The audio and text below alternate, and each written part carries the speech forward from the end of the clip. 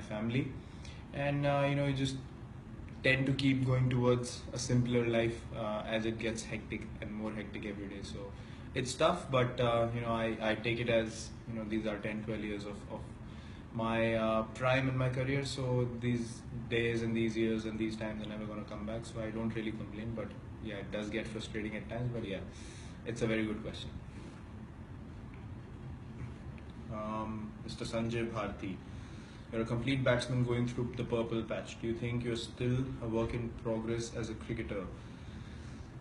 Well, Mr. Sanjay, I am work in progress as a cricketer. You always work in progress as an international cricketer, because as we all know that the opponents are always trying to get you out and trying to outsmart you. So you need to stay one step ahead of them. And yeah, so I feel like I'm learning every day about this game, about new things that I can try out on the field. And definitely, I mean, till the end of your career, you're always work in progress, because there's some things that you're working on every practice session that you go for. So you never take things for granted, and that's what keeps you where you are. Not many are lucky enough to be at the level that we play. So we appreciate that, we understand that, and it's very important to keep improving every day. Next question is from Laddi Sohal. We all love your brotherhood with Yuvraj Singh, and we call this as Virat. Any special words for you? Excited to play with him again in T20s? Good question. I'm very close to him. I've always been very, very fond of him.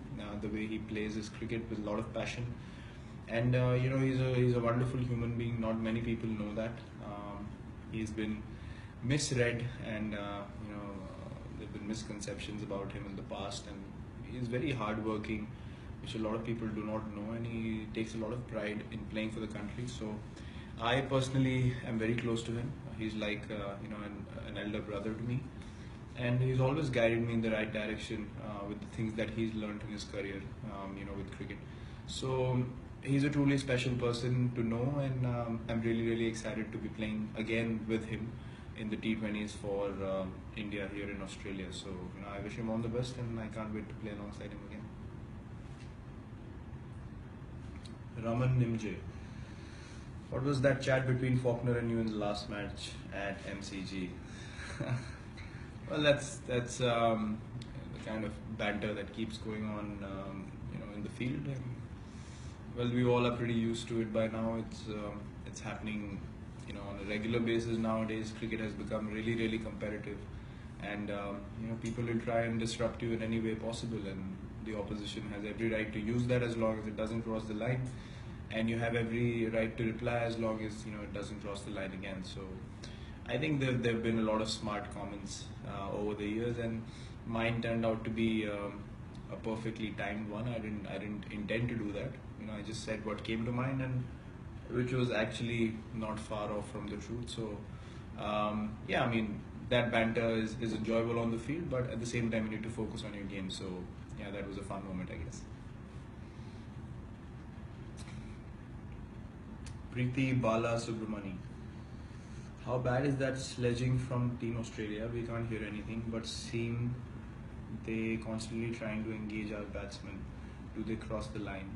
Well, Preeti, I don't think nowadays people cross the line because you have so many cameras and so many mics all around the field that you can't get away with it. It has become really competitive, so they will try and annoy you in every way possible. They're very competitive on the field. They like to talk a lot when you are playing against them, especially when they are fielding. So yeah, they make it very challenging for you. I personally enjoy that environment. I enjoy that challenge, and it's certainly something that I feel is not bad for cricket as far as the competitive aspect of the game is concerned. And no, they do not cross the line. They very well know what to say and how to say it and when to say it. So you have to be smart enough to tackle that and still focus on your game, which, like, as I said, is a challenge, and which is something that I personally really enjoy. Next one is from Nimish Katyal. A lot of great cricketers put a premium on their performances abroad.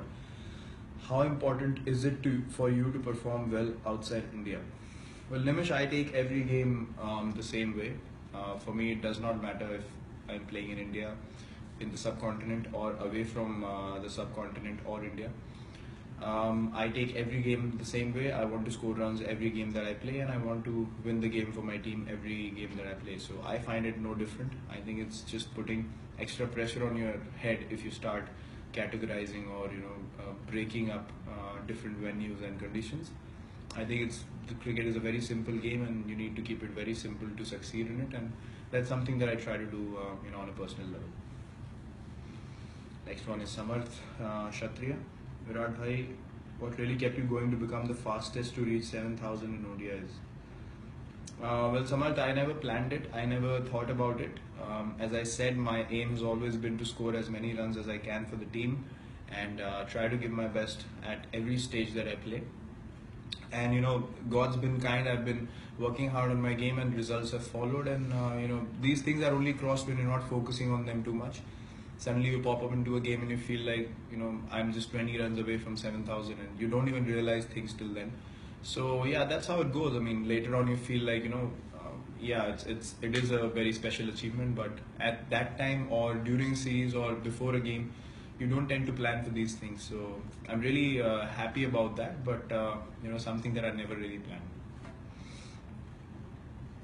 Just one sigh. Hi Virat, why did you become emotional after your 24th century recently? Well, just one time my brother was there to watch the game, and I had told him that I missed out on 100 in the last two games, but I'll score one in front of you. And I promised him that. So he specially came to see me just for a day, and I was emotional for the fact that I made his day worthwhile, and his visit a very fruitful one. So yeah, I mean, on that note, I was very emotional because I knew that what he might be feeling, watching me play right now. So yeah, that was a very special moment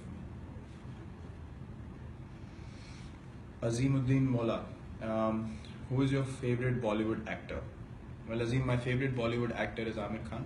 I really like his acting skills, and the way he effortlessly, pulls every character and every role off. So I'm a huge admirer of him, and the kind of films he does as well. They always have a message, which I think is a very, very significant thing. Sai Kannan, you have scored Test centuries in Adelaide, Johannesburg, and Wellington. Where would you place them in terms of the challenges you faced and satisfaction you derived? Very good question. Well, the century in Johannesburg has to be the top amongst the three, because we chose to bat on day one. The wicket was green. The bowling attack was world class. It was challenging, and I hadn't scored runs in the one day series. There was a bit of controversy before, with me getting hit on my ribs, and there was stuff shown on TV, and yeah, there was a lot of build up before that test match where we were sort of being tagged as not being able to play the bouncy ball, and all those sort of things. And I really planned in my head that I really want to make this day count, and yeah, that century was very special for me. The second one would be the second innings in Adelaide last year, just because of the fact that we went for the target, and I didn't plan to sort of think of any sort of milestone. I was only focused on the target, and everything kept flowing that day for me. And yeah, that was one of the best zones I've been in while batting, and in a completely different headspace. And I think Wellington has to be third among those three, because we were just finishing the tour, and I wanted to finish off a good note. I had scored 100 in the ODI series, couple of 50s, a 70 in the Test series, and then I wanted to finish off with a Test 100, and that was the last innings in New Zealand. So yeah, I was really delighted with that effort as well. So yeah, this has to be the order.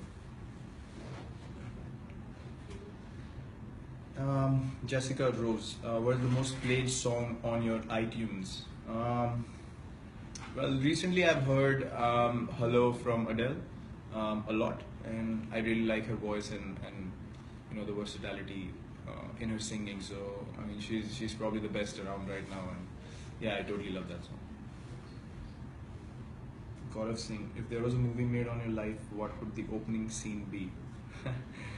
Well, Gaurav, I think the opening scene would be me, hogging some fried food at home, some parathas or stuff like that. A lot of butter, um, big cans of colas and drinks which I don't even touch now. So yeah, I was a big foodie when I was really small and I was really chubby and fat. And yeah, that I think would be the opening scene of the movie, and yeah, from there on you can start the movie, I guess. Siddesh Gaikwad, what do your teammates have to say about your bowling action? Well, everyone laughs when I come on to bowl. Doesn't matter how serious the situation of the game is. When they see me hold the ball, I mean, everyone turns away and they're all smiling and they're laughing. I know that for a fact. Even I think my bowling action is very very funny, but I think I get the job done, which is most important. But yeah, if people have some sort of fun watching me bowl, I don't mind. Sharon Martin, is it true that modern cricketers are not well versed on the history of cricket? Are you the one who reads a lot about the game and its rich history? Well, Sharon, I do like to know about the past. I do like to know about the history of the game, what happened when, which were the players that played in what era, and what is the impact they had on the game. I'm quite keen on knowing all these things.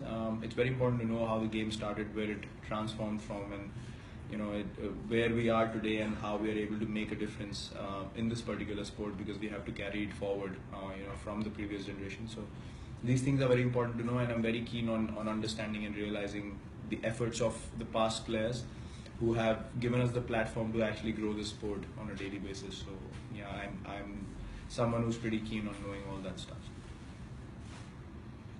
Raj Arora, you have played cricket for a while now and have gone through many ups and downs. What is that one thing that the game has taught you about life? Well, Raj, the one thing that game has taught me about life is never stop working hard, never take anything for granted, never drift away from your goals, your values, your vision. Things can come down very quickly. You need to understand and appreciate the importance of what you have in life, and the sport teaches you that. The moment you get a bit complacent, you go through a path that you can't even imagine. So I think that's a great learning in life, that you have to be boring, you have to be repetitive, but you have to work hard every single day, because it's an opportunity.